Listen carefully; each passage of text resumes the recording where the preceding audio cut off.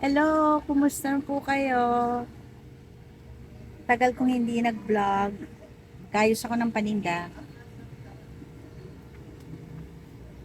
Yan o.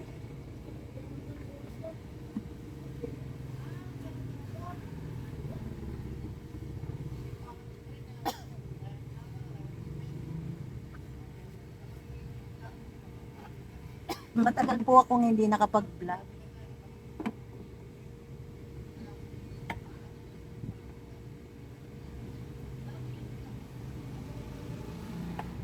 Na-miss ko kayo. Na-miss ko po kayo. Kumusta na po kayo?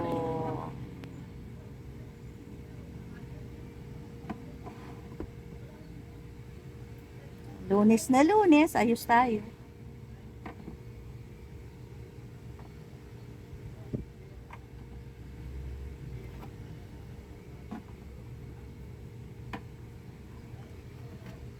Yan o. Ayos ko. Kita ba? Ayun.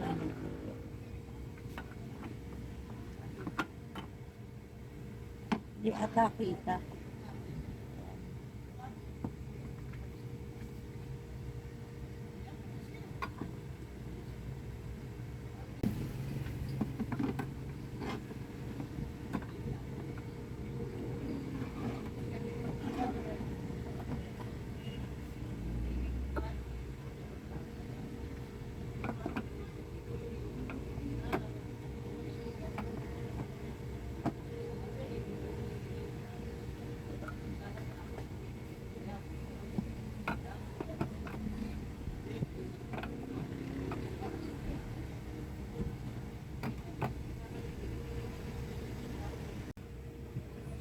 Um,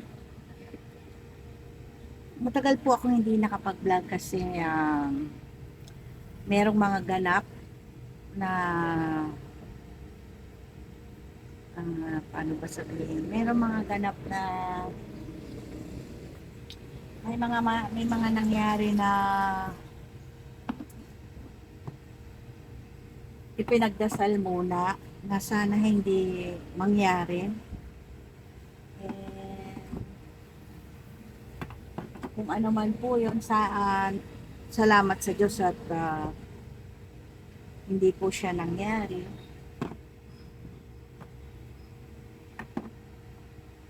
Kung ano man po yun, akin na lang.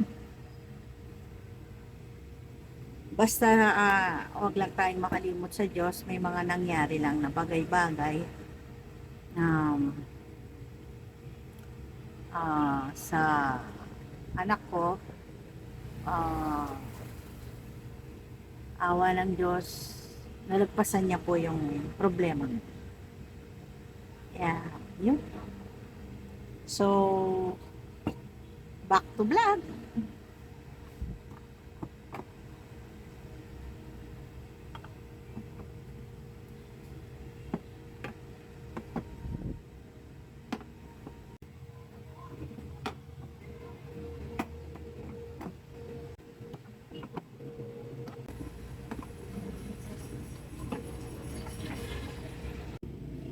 Ah, pag kasi nagkakaroon tayo ng minsan ng suliranin sa buhay, siyempre kailangan muna natin ayusin. Kaya matagal po ako hindi nakapag-vlog. Awa naman po ng Diyos. Iba pa rin po yung dasal. Very powerful po ang dasal talaga. Manalangin ka lang po ng taimtim sa Kanya. Tsak, hindi kanya pababayaan. Kaya ganun pong nangyari sa amin. Nagkaroon po kami ng problemang malaki. Pinagdasal din po namin na huwag mangyari. At awa ng Diyos, hindi po nangyari. Kung ano man po yun. Anyway, hindi po ako nakapag-vlog dahil nga po doon. Hindi ko na rin po na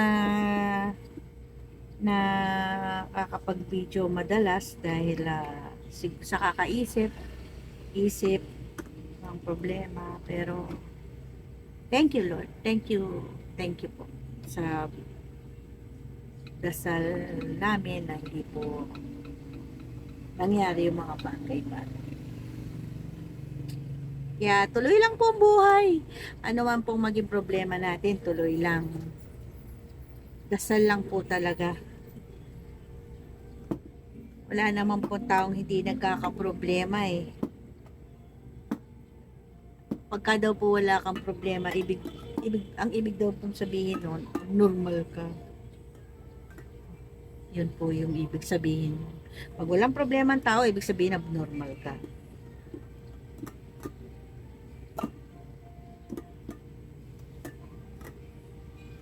Hindi ko man nabibigyan ng oras minsan ng pagsisimba namin, pero taimtim pa rin po akong nananalangin palagi sa Kanya, lalo na sa gabi bago ako matulog.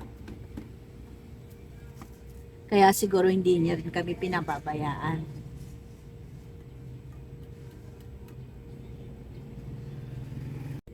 Anyway, taas na naman ang bilihin. Super taas na naman ang bilihin. Nag-a-adjust na naman ako dito sa mga dilata kasi tumaas na naman ang dilata.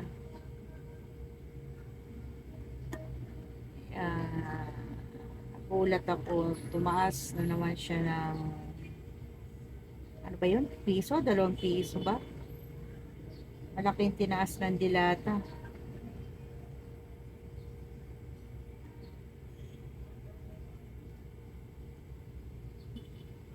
Hindi naman pare-pareho ata ang mga presyuhan eh. Iba yung sa probinsya, iba din yung sa ibang lugar.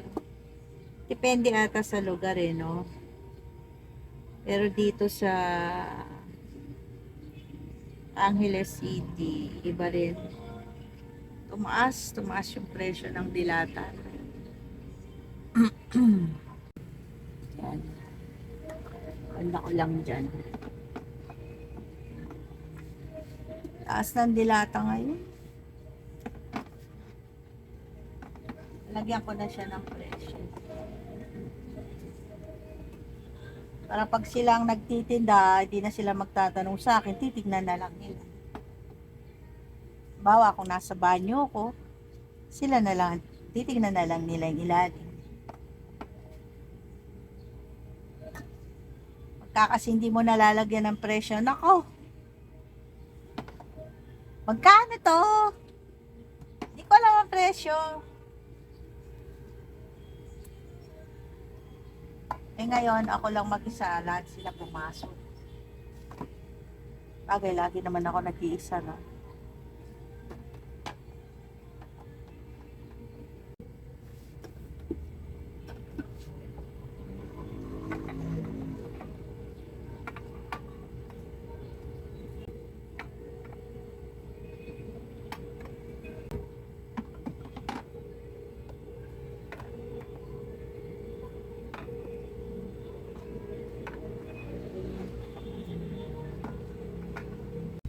Ngayon, magkikilo naman ako ng bigas.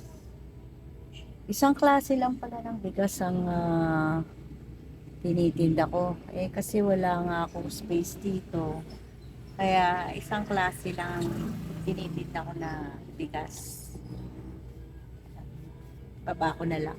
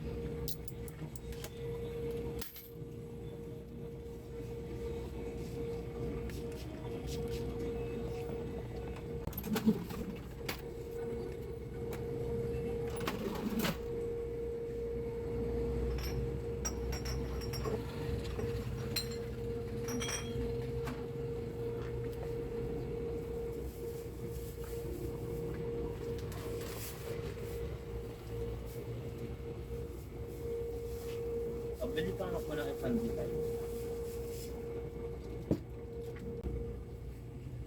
Kung napansin nyo po, kung napansin nyo,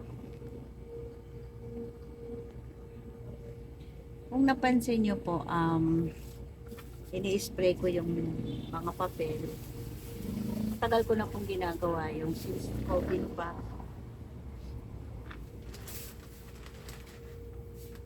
Sprayan ko po siya ng alcohol. Takot ako magkasakit. Kaya hanggat maaari, pagka may pumapasok na perang papel may bumibili, ini-spray ko kagad ng alcohol bago ko ilagay sa kaha.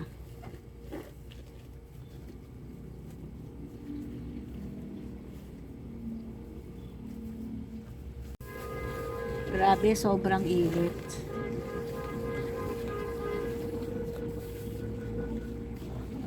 Hindi ko talaga minsan kinakain, init.